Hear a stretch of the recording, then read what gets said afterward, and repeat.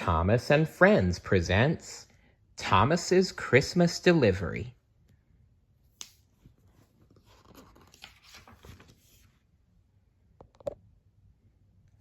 Illustrated by Tommy Stubbs.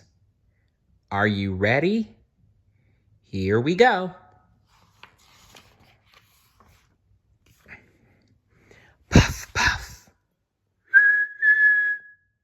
Snowflakes were just starting to fall as Thomas climbed up the steep hill. It was Christmas Eve, and Thomas wanted to be back in his shed with his friends. The engine stockings were going to be hung soon, and Thomas didn't want to miss that. But Thomas was a really useful engine, and he had 3 very important deliveries to make, and they could not wait. First was a freight car full of food to deliver to the community hall. All of the island of Sodor had been invited to come for a big celebration tomorrow, and there had to be enough food for everyone. When he arrived, there were many people around to help unload. Everyone was in a jolly mood, and the work went quickly.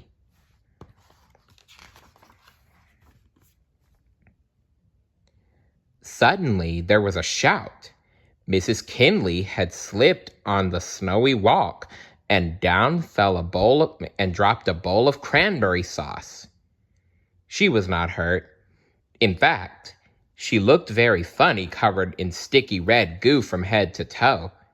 She laughed along with everyone else. When she was back on her feet, she walked over to Thomas and gave him a sticky pat. "Merry Christmas, Thomas," she said, and went inside to clean up. How nice of you, Mrs. Kinley.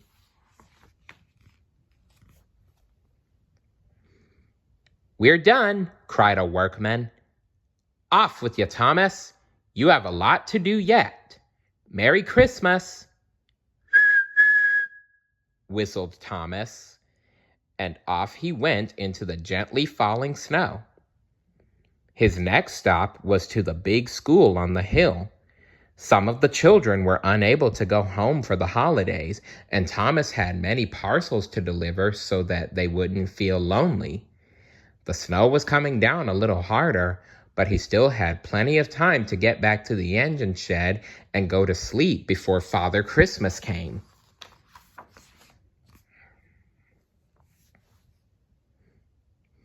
When Thomas pulled up near the entrance to the school, some of the teachers came out and helped to organize the unloading of the packages. The children were having a snowball fight. Splat! A red-haired boy in a green cap threw a large green coat threw a large snowball that hit Thomas right in the side of his boiler. Thomas laughed.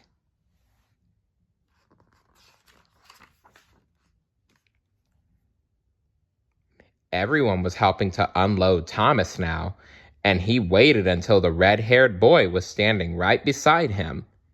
Thomas let out a blast of steam. Whoosh! The steam loosened the snow on Thomas's roof, which slid off and landed right on the red-haired boy's head.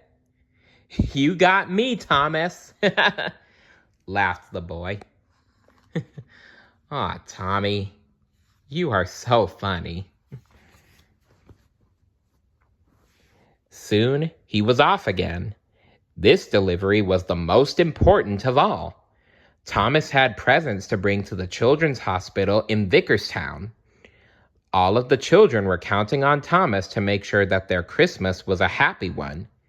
The snow was falling much faster now and was starting to get deep in some places. Thomas had to go carefully so as not to get stuck. He kept telling himself, "The children are counting on me, and this will show Father Christmas what a really useful engine I am." Soon, Thomas could see the lights of the hospital through the falling snow. "Go, Thomas, go!"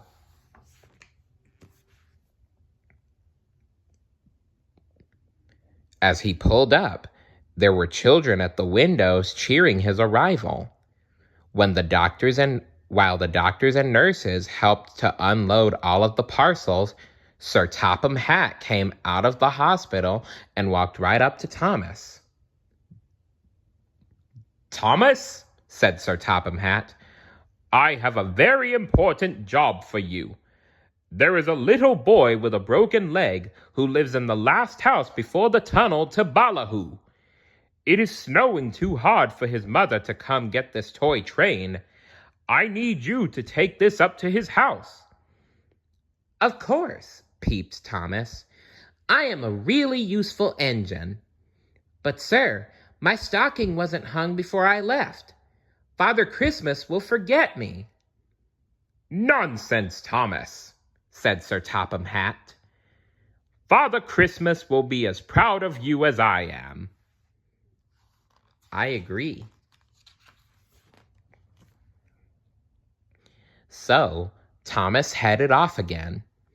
By now, the wind was howling all around him, and there was so much snow blowing that it was very hard to see. Thomas, for once, wished he had his snowplow as he moved slowly up the snow. Suddenly, the wind dropped, and there was no more snow. He had missed the house altogether and had pulled into the tunnel. He stopped and started rolling slowly backward until he could see the lights of the house next to the tunnel.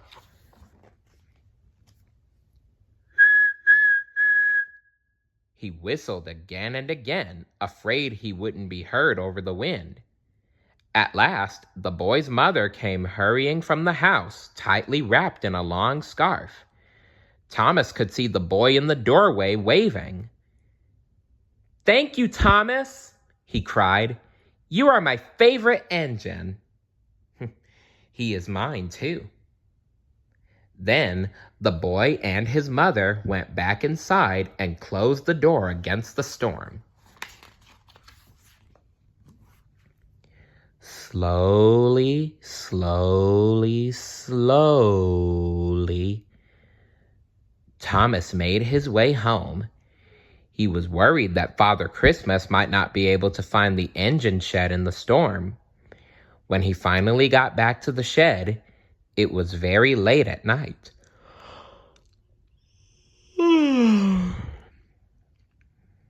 The Christmas tree was still lit, and all of the engine's stockings, including Thomas's, hung in a row. Thomas was so tired he was asleep in an instant. He dreamed that he had some presents in his stocking when the morning came.